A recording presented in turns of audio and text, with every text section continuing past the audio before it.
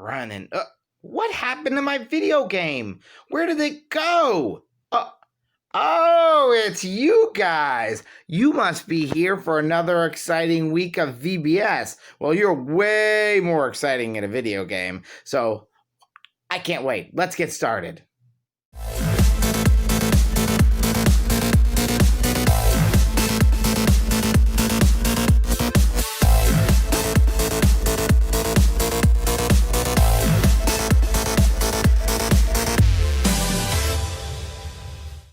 Hello everyone, it's me, Mr. Ted, and we're back again for another exciting week of VBS. I loved seeing you guys last week. I hope you learned a lot, and I'm excited to see you again this week. So let's go ahead and take a look and see what we have in store for us today. I know we have lots of fun videos, some awesome songs, a memory verse, some Bible lessons, and some activities for you to do at home. So let's go ahead and take a look at our schedule for the day and see what we have in store for us.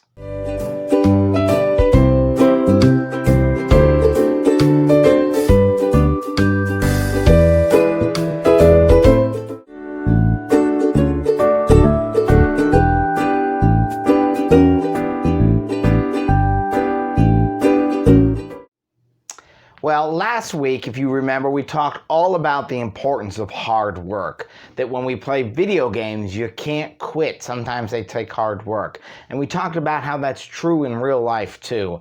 We heard the stories of Paul and Peter and how they had to work really hard as the first Christians. And we heard stories about Jesus and what a hard worker Jesus was as well. And hard work is not only true in the Bible and in video games, but it's true in real life. You're going to have times in your life where you're going through hard times, and God is there to help you through them. Today, we're going to switch gears and we're going to talk a little bit about teamwork and the importance of teamwork on video games, teamwork in the Bible, and teamwork in our own lives, that we have to be there to help others and serve others. Think about a football game. If there was only one player on each team, the quarterback would, hike the ball to himself, throw the ball, and then he'd have to run all the way down the field and catch a ball. Imagine a soccer game playing by yourself. That'd be pretty lonely. Even playing video games by yourself can be lonely sometimes. It's always better to play with a friend. Raleigh and Alden play a game called Skylanders, where you have these different creatures that you can be during the game. But they love playing that game together because they can talk with one another, they can share ideas with one another, they can help each other, they serve each other. And that's what we're called to do in the real world. In the real world and in our lives, we're called to serve and help others and be team members with others. And that can be at school. That's especially true in your family, helping out your family members, your brothers, your sisters, your mommies, your daddies. It can even be true at the church. We're a church family, and we learn to get through life together. When we're having a bad time or something that we're really struggling with, that team is there for us. Maybe it's the kids in your Sunday school class, or the kids you did the Christmas pageant with, or even your kids that when you're older that you'll have in youth group.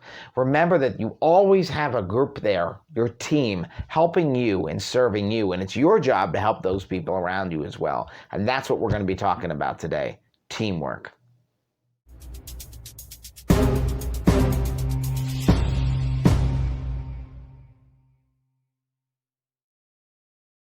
It's that time of day again. It's time for your memory verse. And I hope by the end of our 5 weeks together that you will remember this important verse. It comes to us from 1 Corinthians 9:24. And I have it up behind you, and I also sent it to your parents.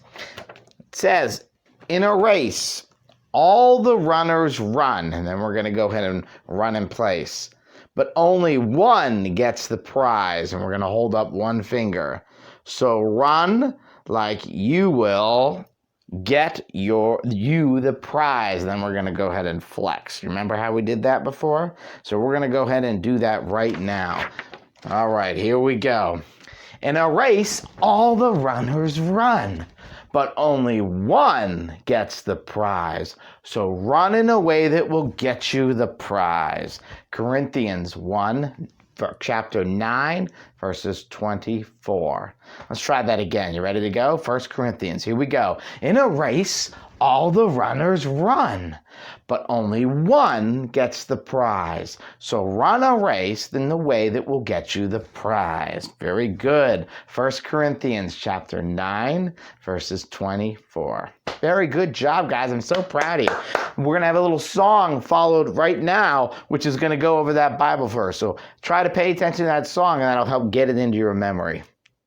Do you not know that those who run in a race all run, but one receives the prize? Do you not know that those who run in a race all run, but one receives the prize?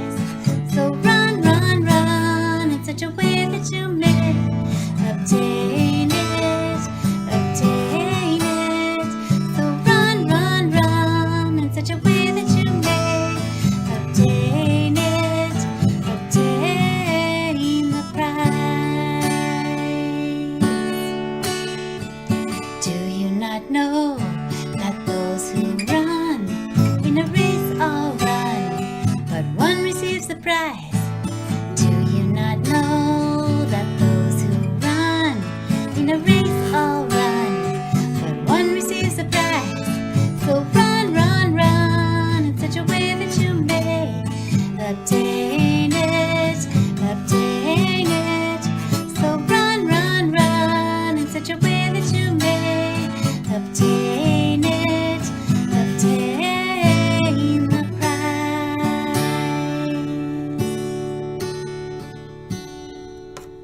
It's time for the song of the day. That was beautiful.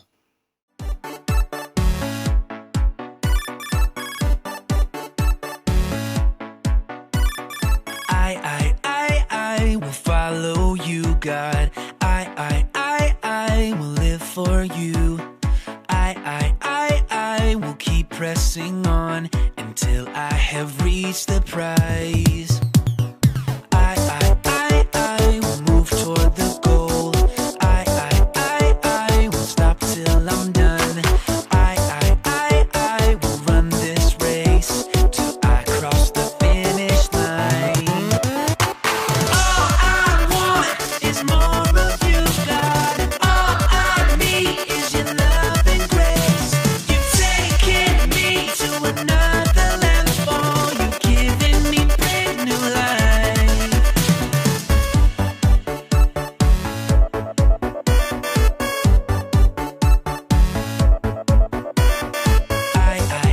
I will move toward the goal. I will stop till I'm done. I will run this race till I cross the finish line. All I want is more of you, God. All I need is your love and grace.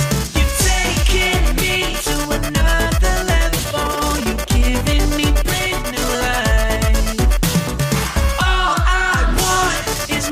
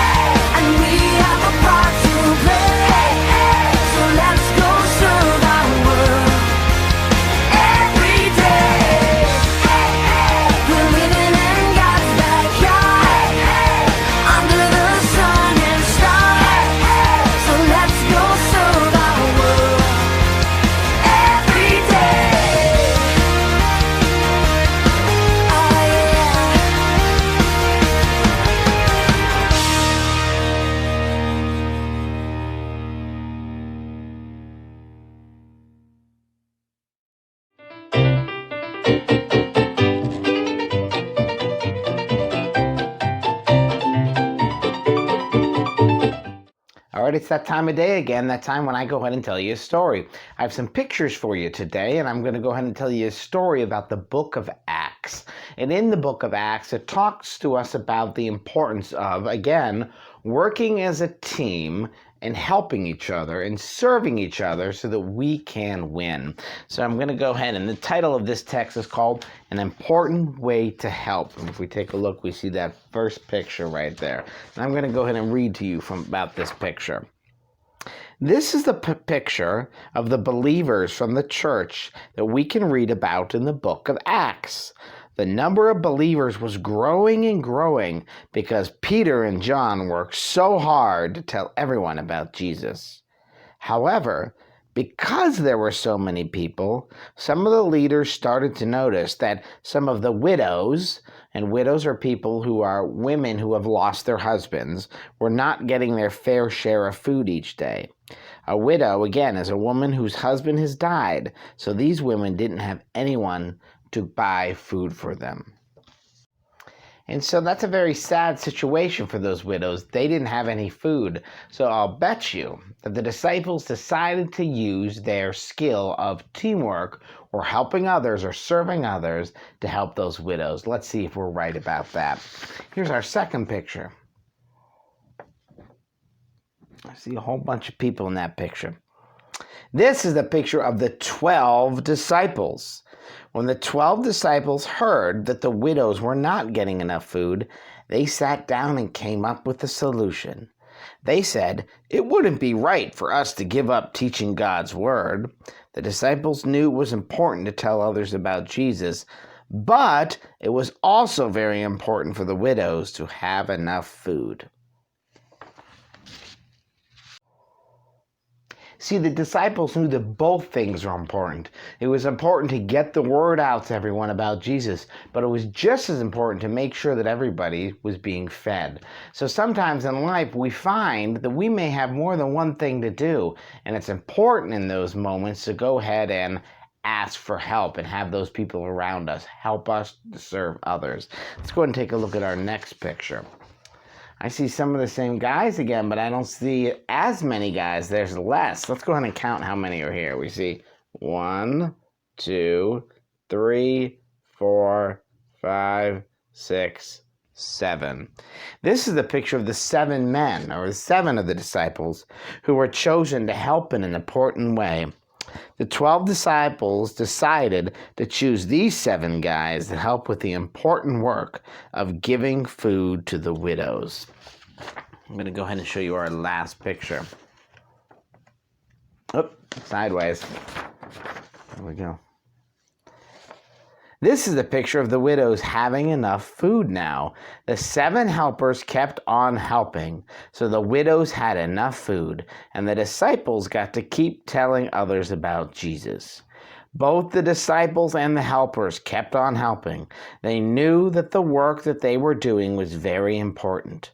Even when the work was hard, or they wanted to go do something else, they kept on helping.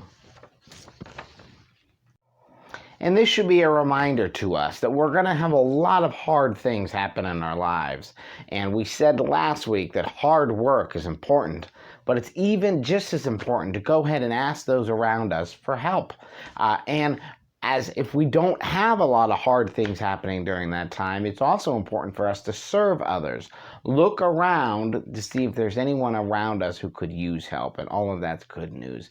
I hope you enjoyed that story, and now I'm going to show it to you again in a video version.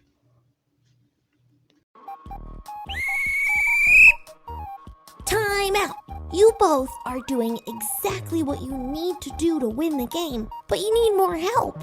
There's a story in the Bible all about a team of people who worked together and kept on helping. One day, the disciples were working hard, teaching people all about Jesus. While they were talking to people, they noticed a group of widows who were not being cared for. Widows are women, young or old, whose husbands have died. These widows were very, very hungry because they were used to their husbands bringing home money so they could buy food. These disciples realized that this was a big problem, but they knew they couldn't stop what they were doing to help. Their job was to tell people about Jesus, but it was also to find more people to help the widows. They chose 7 men to take care of the widows. And because the widows were being cared for, the disciples were able to continue telling everyone about Jesus. The number of people who heard about Jesus and believed in him.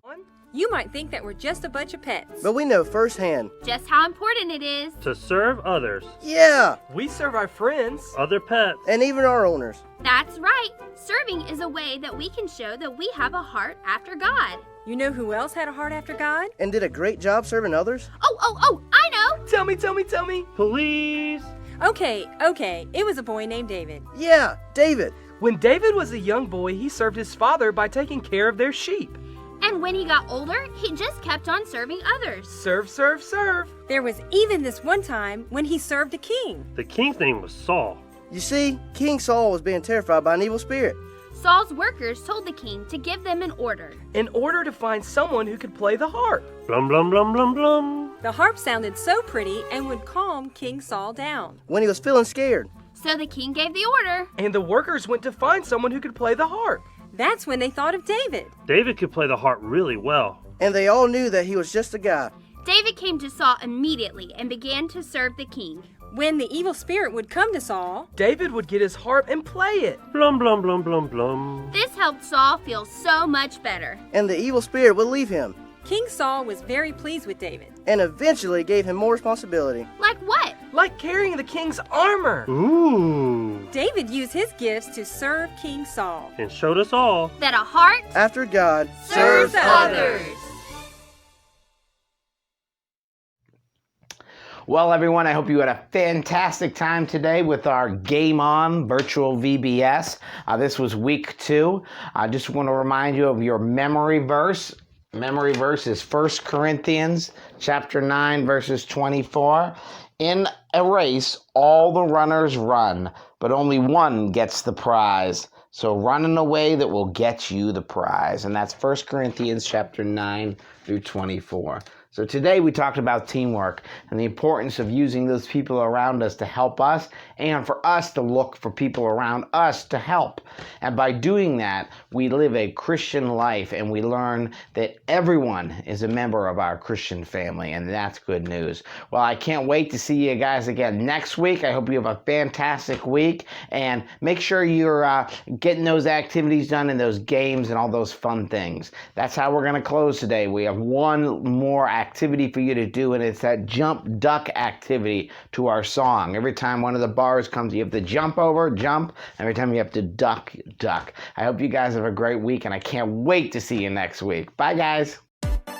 Jump over the blue obstacles and duck under the orange ones. Ready, set, go! I will follow you, God. I will live for you. I will keep pressing on until I have reached the prize.